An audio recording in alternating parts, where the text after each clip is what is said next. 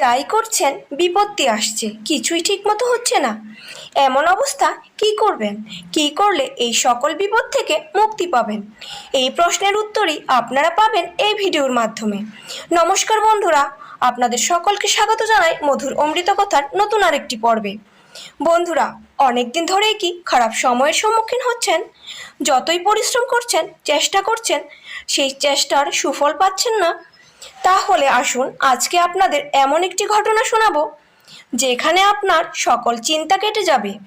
তবে ঘটনাটি জানার আগে আপনারা যারা এই চ্যানেলে নতুন তারা অবশ্যই চ্যানেলটিকে সাবস্ক্রাইব করুন এবং ভিডিওটি দেখে ভালো লাগলে অবশ্যই লাইক করবেন এবং আপনার নিকট আত্মীয় পরিজন সকলের কাছে এই ভিডিওটি শেয়ার করবেন যাতে প্রত্যেকেই ভিডিওটি দেখে উপকৃত হয়।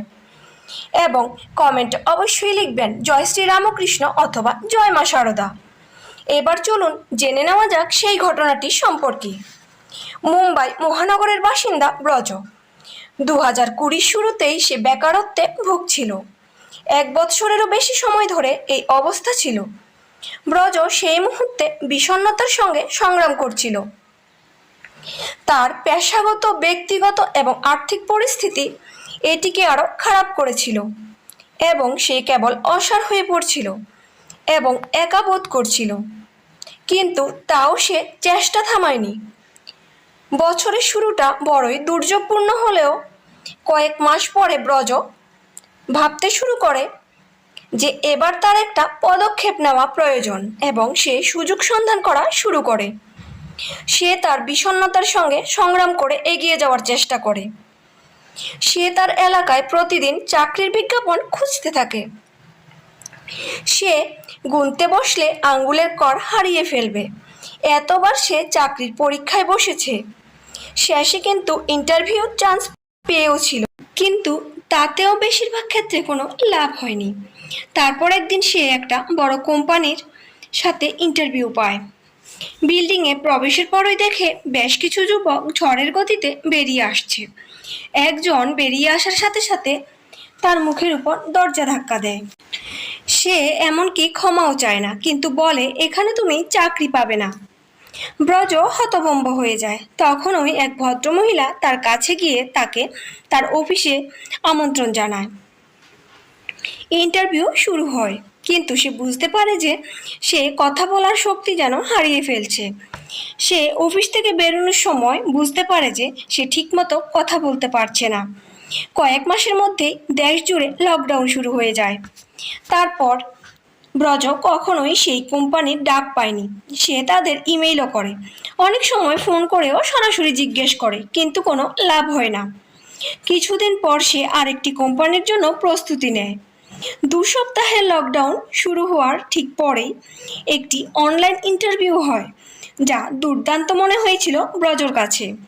ইন্টারভিউ নিয়েছিল, সে ব্রজকে বলেছিল লকডাউন শেষ হওয়ার সাথে সাথে ব্রজর সাথে যোগাযোগ করবে, কিন্তু লকডাউনের সময়সীমা বেশ কয়েকবার বাড়ানোয় ব্রজ আর তাদের কাছ থেকে কোনো উত্তর পায়নি। এমনকি সে লকডাউনের মাঝামাঝি সময়েও তাদের কাছে একটি ইমেল পাঠিয়েছিল যে তাদের পরিকল্পনা পরিবর্তিত হয়েছে কিনা তা জানতে, কিন্তু কোনো প্রতিক্রিয়া নেই। এই মুহূর্তে ব্রজর মনে হয়েছিল যে সে কুয়াশায় হারিয়ে গিয়েছে। তার কোনো ভবিষ্যৎ নেই, কোথায় যেতে হবে তার ধারণা নেই। লকডাউন শেষেও বেকারের মতো বসে থাকতে থাকতে তার জীবন বিষাক্ত হয়ে উঠেছিল। এমন সময় একদিন এক সাধু বাবার সাথে আলাপ হয় তার। নিজের যত কষ্ট তার কাছে স্পষ্ট করে বলে ব্রজ। বাবাজি বলেন, দেখ বাবা, যাই করো না কেন নিজের মনকে ঈশ্বরের প্রতি সমর্পিত করো। তিনি ঠিক কোনো না কোনো একটা পথ দেখাবেন। কে বলতে পারে আজকে হয়তো তুমি বেকার, কাল হয়তো তোমার থেকে ব্যস্ত আর কেউ হবে না। সুতরাং হেরে যাওয়ার কথা মাথায়ও আনবে না। তারপর থেকে ব্রজ নিজেকে আরও প্রস্তুত করতে থাকে চাকরির পরীক্ষার জন্য, কিন্তু এবার সে ফলের চিন্তা করে না, বরং ঈশ্বরের কাছে প্রার্থনা করে, ঠাকুর তোমার যা ঠিক মনে হবে তাই করবে, আমি চেষ্টা চালিয়ে যাব, হার মানব না। অবশেষে কয়েক সপ্তাহ পর যখন সে নতুন একটি কোম্পানির জন্য ইন্টারভিউ প্রস্তুতি নিচ্ছে, তখনই সেই অনলাইন ইন্টারভিউ নেওয়া কোম্পানি থেকে তার কাছে ফোন আসে। তারা যোগাযোগ করে জানায় তাকে আরও উচ্চ পদে নিযুক্ত করা হয়েছে, আর আগামী সপ্তাহে তাকে জয়েন করতে হবে।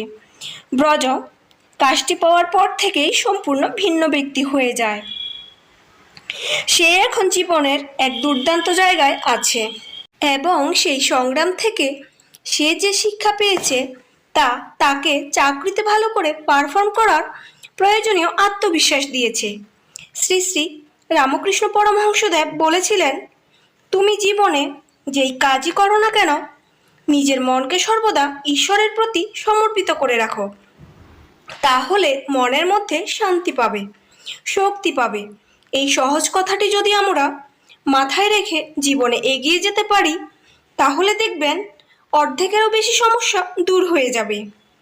সমস্ত আটকে থাকা কাজের বাঁধন ভেঙে যাবে, কারণ পরম করুণাময় ঈশ্বর আমাদের জীবনে এগিয়ে যেতে সাহায্য করবে। চলুন বন্ধুরা, এবার আমরা জেনে নেব মা শারদার কিছু বাণী, যা চিরন্তন এবং অমূল্য, যা জীবনে মেনে চলতে পারলে আপনার জীবন হয়ে উঠবে সুখকর এবং সুন্দর। ভালোবাসায় সব কিছু হয়, জোর করে কায়দায় ফেলে কোনো কিছু করানো যায় না। সৎসঙ্গে মেশো, ভালো হতে চেষ্টা করো, ক্রমে সব হবে।